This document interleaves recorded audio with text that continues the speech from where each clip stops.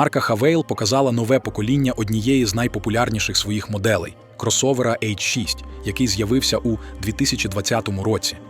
Ситуація з оновленням Havail H6 виявилася неоднозначною.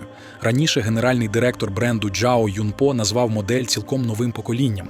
Однак, згідно з даними з каталогу китайського Мінпрому, автомобіль зареєстрований як модифікація кросовера, що вже існує, а не як новий транспортний засіб. Іншими словами, це не свіжа генерація, а лише глибокий рестайлінг.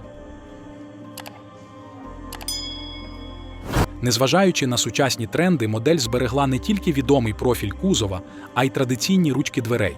Однак її передня частина отримала нову монолітну решітку радіатора з трапецієподібною формою. Також у автомобіля з'явилися вертикальні світлодіодні ікла денних ходових вогнів, а фари хоч і зберегли колишню форму, але отримали нове наповнення. Задні ліхтарі у кросовера також інші. Вони втратили наскрізну накладку через двері багажника і розділилися на два самостійні світлові елементи. Якщо у зовнішності H6 ще можна знайти знайомі елементи, то колишній інтер'єр у ньому майже невпізнаний. Фізичні кнопки із салону практично зникли. На передній консолі розташувалася цифрова панель приладів на 10,25 дюймів і великий 14,6-дюймовий сенсорний екран. Селектор коробки передач переїхав за кругле 3-спицеве кермо. Проєкційний екран водія на 9 дюймів. На передній стійці з боку водія знаходиться датчик Face ID.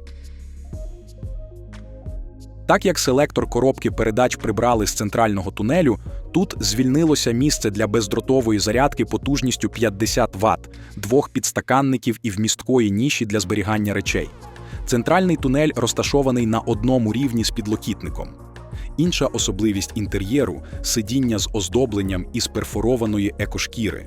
При цьому передні крісла обладнані функціями обігріву та вентиляції. Для другого ряду сидінь Havail H6 передбачено два зарядні порти. Сидіння тут можна скласти у співвідношенні 60-40. При цьому утворюється рівна підлога без сходинки.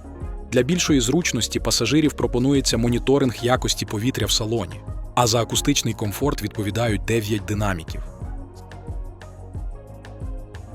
У списку обладнання також заявлені віртуальна панель приладів, підігрів та вентиляція крісел, проєкційний дисплей, панорамне зображення на 360 градусів.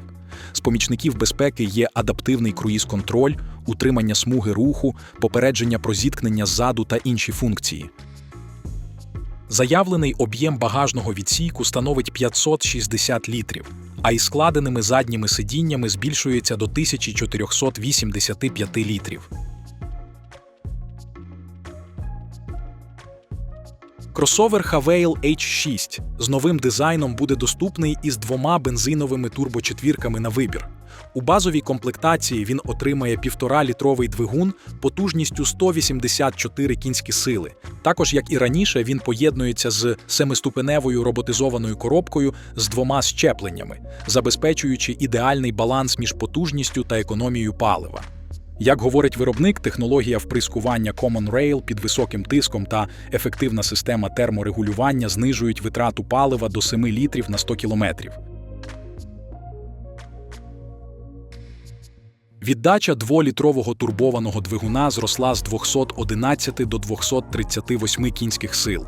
Плюс цьому двигуну тепер належить новий 9-ступеневий робот. Для моделі передбачено повний привід. До речі, середня витрата палива у такої зв'язки має становити 8,1 літра на 100 кілометрів.